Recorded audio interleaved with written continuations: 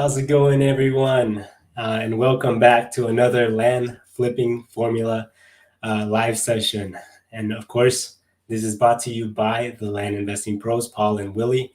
I'm Abdil, your host. Hopefully, you know who I am by this point. If not, I've definitely have done something wrong. But today, I'm going to be sharing on how to invest in the best land deals. This is a really important part of the business. If you don't know what the term due diligence, then listen up. It's very important that you listen, because you don't want to make a bad investment.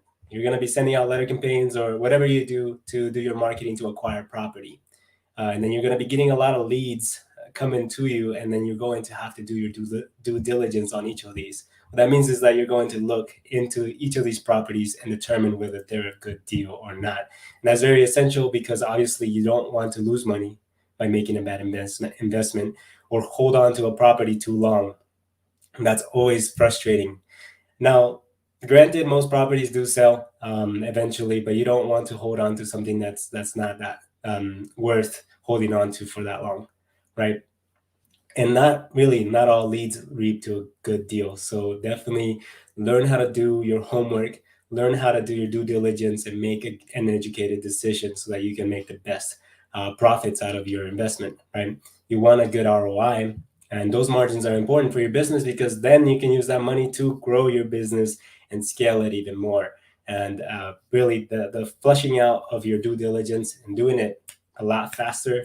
Honestly, now it takes my VAs to do about 15 minutes and just to do one due diligence in a property. So before we jump in, I want to give a shout out to one of my very own partnerships and I guess students, as what we call them now, Sean Selby. Very awesome guy. Started about 2 months and a half ago, and he really in his first month had 22 properties that he had gotten um, through one of the mailers that we sent out. Actually, it was the first mailer, I believe. And then from those 22 properties, he basically just had his pick. And honestly, if there's someone who knows due diligence, it's probably him. I believe he used a title company, actually. But honestly, that's another thing that you'll have to determine, is whether you should look into it yourself or get a title company that can work it out. But of course, with 22 properties, with that many properties, you'll want someone who has a better eye for it, more experience. Your VAs can take care of it if they have that experience, but a title company can come in handy if they give you a good discount, which was the case with Sean. But what I want to give a shout out to Sean for was because I got a text message from him the other day, and I posted it on the Facebook group, pretty much just anywhere. And he texted me, "Hey, I was just following up with the properties," and he's like, "I got 8 properties under my name. I think I'm gonna get 2 more, and today is my last day of work, and Monday I'm going to be listing more properties and so on." And I was like, wait, did you just say it was your last day of work? And he's a truck driver by trade, so I was wondering what he meant by that. Anyway, so he quit his job, he told me, and he is doing this now full time. He's deciding to do land flipping full time, of course, with some other side hustles, which I prefer. I also do other side things as well, which is very respectable. So shout out to you, man. I know you can make it, and honestly, it's very promising here, and with the strategy that we use. So it's pretty awesome. Pretty stoked for you. Um, Now, if you're out there watching this, please send us some hearts, send us some likes. Give me a comment live if you're watching this live. If you're watching this in the future, comment replay and ask any questions that you like. I like questions. I like to answer questions, because that means I'm not like giving a sermon or a presentation. It makes me feel like I'm actually conversing with you guys, and actually answering questions that you have like a need for. Well, so if you are interested in more information as well, you can always email me at the email link should be below, and YouTube. And if you're on the Facebook page, then you can just message me through Facebook. I'm pretty accessible. I try to talk to everyone, so that's pretty much what I do all the time, is just talk, get on the phone, and then do my land investing business. But let's jump right into the topic: how to invest in the best land deals. Basically, you're going to if you're choosing the right markets, right? If you're doing the price offers correctly, let's say you're doing the letter campaigning, you should be getting quite a bit of leads. Now, a lot of the times, uh, leads come in bulk, so you have to go through all of those and do your due diligence. If you're doing this on your own, you're going to have to take the time, few hours of your day to do this. If you have VAs, then perfectly train them to do these things. And we actually have VAs in the Land Investing Pros that can help you with that, landvas.com.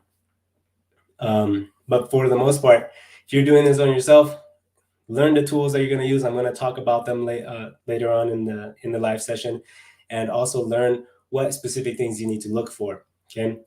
So aside from learning what the right markets is and what the price offers should be, the best thing that you can learn as well, aside from that, is how to do your due diligence. I got a question here from Ursula Wilson. I want to make sure that I answer it. How do you determine land value? Okay, so this is a really good question, actually. Most of the time, I do my research, I do my market analysis through Zillow, get comps through there. So basically, I find comparables in the area.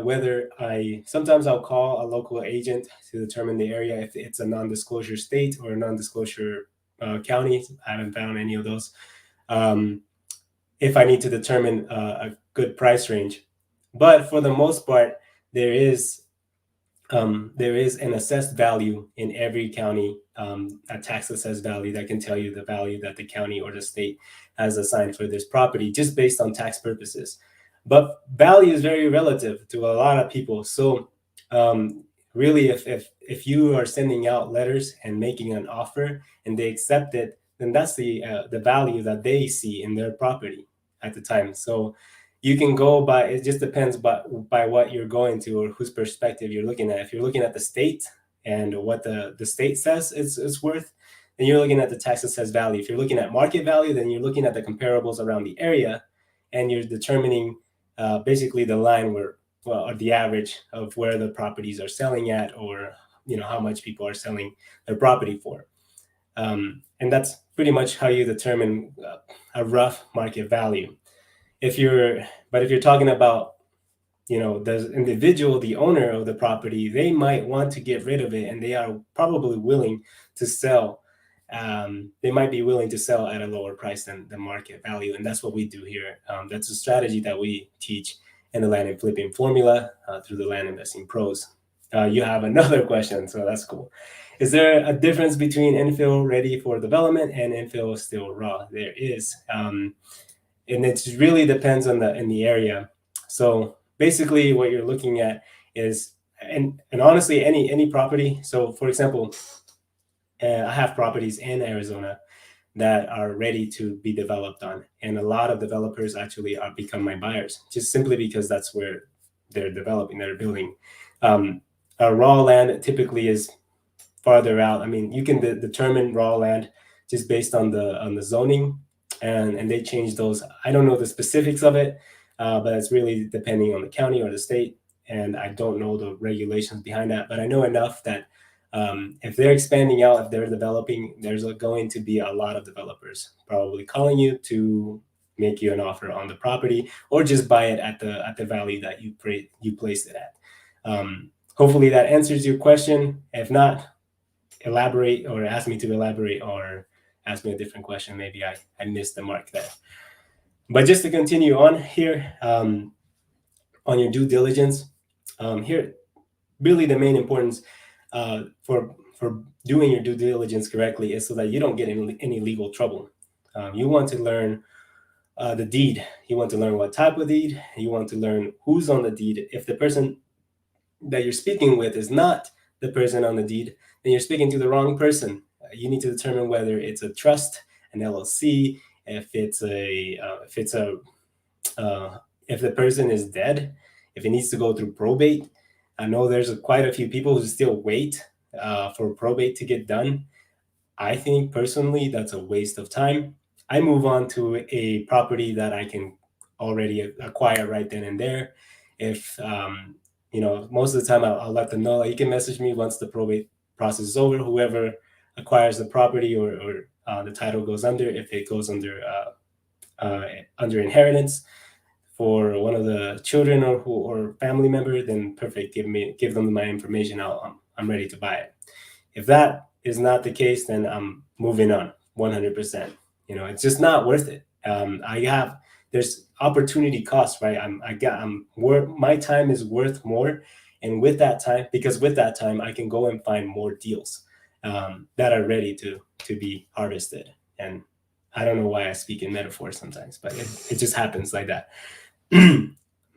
So with that being said, you don't want to get in legal trouble. So definitely make sure that the title is correct, that the title that you're going to use will work for the county. And you want to get this all squared away prior to making a decision, whether you're gonna buy this property or not, if it's going to be easy for you to acquire. Now, another thing would be your margins. Is the value of this property, for example, if I send them an offer and they make a counter offer, is it within the range where I could still sell it at maybe market value or more than market value and still make 2 times, 3 times, or more times the purchase price? That's a big question. That's a question you should always look into when you get leads, because we buy typically at 20 to 30% the market value. So at that point, we can sell it. Once we acquire a property within that, we can sell it at market value and still make about 3 times what we bought it for. Sometimes with our marketing skills, we can sell it at more than market value, and then it becomes definitely more profitable at that point. Let me see. Cluster Prize, do you invest in tax deed land auctions? I'm assuming you mean auctions. I don't personally, but I know quite a few investors that do, and that go into those type of things. But I personally don't. But it seems to work out for them. I don't know that much about it. I know about tax liens, and I know about sending out of off-market properties as well. Looking at raw infill wooded lot, owner paid $20K, asking for $45K. Tax values is less than $20K. It's narrow but deep. Not sure how to determine value. Definitely not going to pay $45K. This is definitely a no, just from the information that you've given me. Yeah, definitely a no, especially if it's a wooded area. I mean, in some areas that works just fine, like hot markets like Florida work really well with those. Developers and so on are pretty much ready to just build and mow down all those trees. But for the most part, if he's asking for $45K and it's less than $20K, and the owner paid for $20K back then yeah, it's definitely not. But you also want to take a look at the market value. You want to look at the comparables around the area. So if you're looking at Zillow, you should be able to find more deals that have gone recently and see if anyone has sold their property for 3 times that, let's say. So, like 120,000, 120K or more. If that's the case, then maybe it might be worth it. If there's enough data that can say, I can turn a 45K property to a 120 or more sell, and maybe, yeah. Hopefully that helps you. You can determine that by just looking at the comparables, and that's another thing that you actually want to do in your due diligence. So the way that I do it, and the way that I teach through the deal partnership program and with the Land Investing Pros, and the way that Willie teaches in the land flipping formula, is to do your market analysis first, where you can send out letter campaigns, send an offer out with the agreement ready to go, the purchase agreement ready to go there for them to sign, with the offer being at 20 to 30% the market value. You determine the market value prior to even sending out your letter campaigns, right? And then you can determine your offer. And then once you get the leads, you can determine the range at which you can settle on your negotiation. When you're talking with the owner, you'll negotiate on a certain price. You have a range at which you want to stay in, right? And I'm giving you guys a lot of information. I should charge you all for this. So I'm going to look out for all of you. Anyway, I'm just joking. But Now, when you're doing your due diligence, all this information you can find online. You can look at it in the county website. Now, I'll let you know, most county websites are not very easy to use. They're not fun. At least when I started out, it was not fun for me. I had to figure out all the little clunky stuff in their website. So I'm just giving you a fair warning ahead of time when you're looking up tax deeds. I'm sorry, when you're looking up titles or deeds through the website in the county, it might take a little bit of time for you to actually get the hang of it.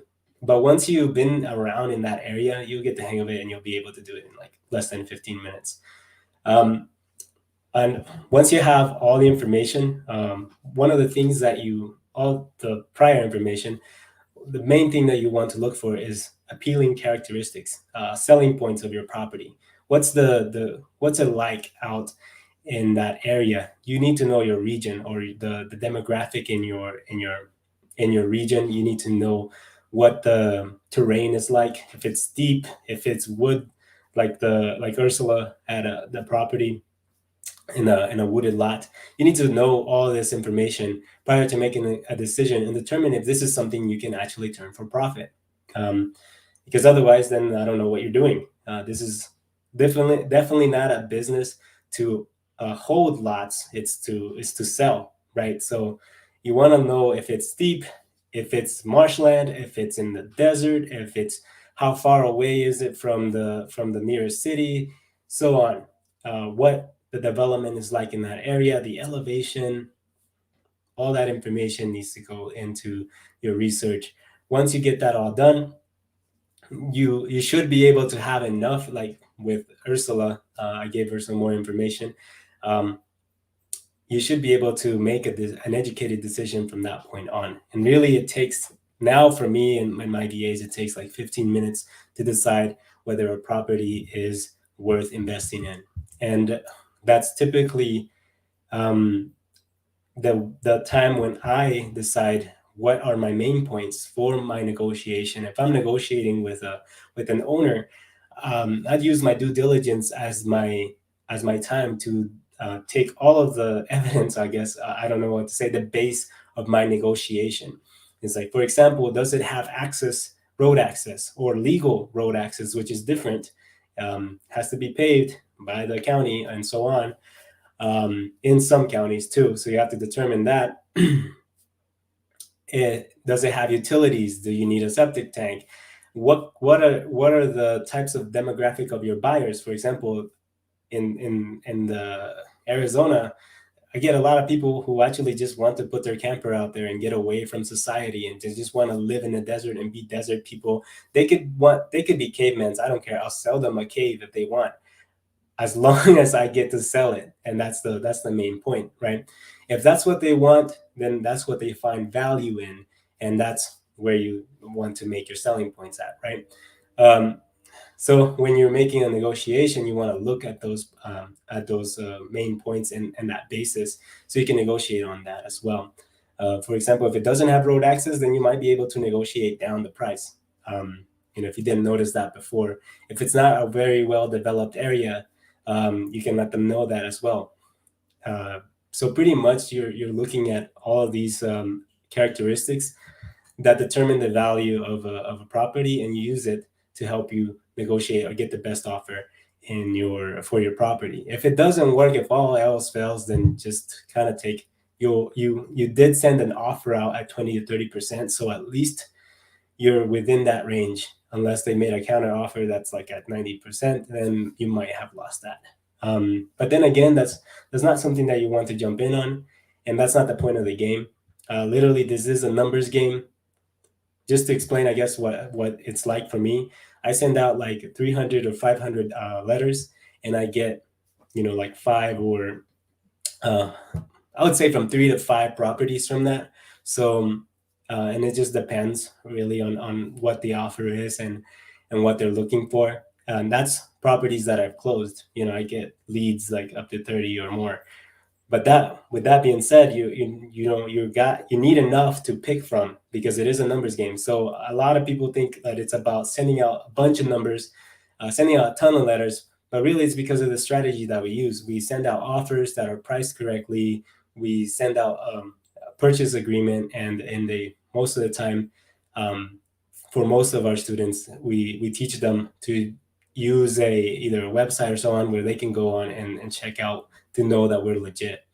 Also, having a price offer there really helps out with the psychology of a buyer or a seller. If they see an offer on the letter and the purchase agreement ready to go, they know that you're serious and they know that you're ready to go. I've literally woken up to a text in the morning with a signed purchase agreement, sometimes with a unsigned purchase agreement too, and just them asking, is like, hey, is this real? I got your number here, and I actually give them my personal number in that purchase agreement, so they can contact me and know that it's me and that I am actually a real person, and I'm not some scammer trying to take their land and then try to go sell it or something. Which actually will not work out pretty well for you guys. I'm running out of time here. If you guys have any more questions, now is the time. I'm going to wrap it up. Pretty much, this is the due diligence process. You want to look into using the either using a title company or a mobile notary. You'll want to close on the deal afterwards. But to determine whether this is a good deal, you want to use the website from the county. That's a free tool that's available to you through the internet, which is great, right? Literally, I've never stepped foot in any other property that I've sold. So just to let you know, you don't need to have that. You don't need to do it in your backyard. If you don't have a good market area, if you don't live in a good market area, you don't have to do it in your backyard. You can. I live in Idaho, up here by Yellowstone with the big ass mountains, and excuse my language, it already snowed here, and I'm selling property in Arizona and Texas and Florida where the sun is out, where I should be living because I like the sun. Anyways, that's pretty much it for me, guys. The best thing you can do to start investing and to scale your business is to invest in your education, to learn how to become a better land investor, better strategies out there. We do have a course that you can take, the land flipping formula, and we do offer a partnership program. So we partner with you on a deal, and we help you send out letter campaigns, set up shop, help you through the whole process, basically acquire the property and sell the property, and help you manage your inventory of properties that you'll get. Like I said, with Sean, for example, when I started out with him, he came in with some capital. I helped him send out letter campaigns. He got a few responses in return, and then one of those responses turned into a gold mine. It was 22 properties, and then more properties came in afterwards. Same thing with all the other students that I've taught, and you'll notice it's the same thing with the course. If you need the extra help, then I'm here. You can do a partnership with me. If not, then check out the videos, check out the training, learn how to do the strategy, make good decisions and investment decisions, especially. And that's pretty much it, my guys. We do have a discount. I almost forgot. We do have a promo code for it. $150 off of the course if you want to join the land flipping formula. We do also hold a private live session where I do spill all the beans. Believe it or not, this is not all that goes into due diligence, that goes into land flipping in general. So you can definitely check us out. When you buy the course, you do get access to the private Facebook group where we do the private live sessions, and I do spill out my guts about everything. And I do help out on the comments and so on. I'm there pretty actively. Anyways, guys, you guys have a good one. Take care of yourselves. I know it's a crazy time, but please be safe and have a good one. Bye-bye.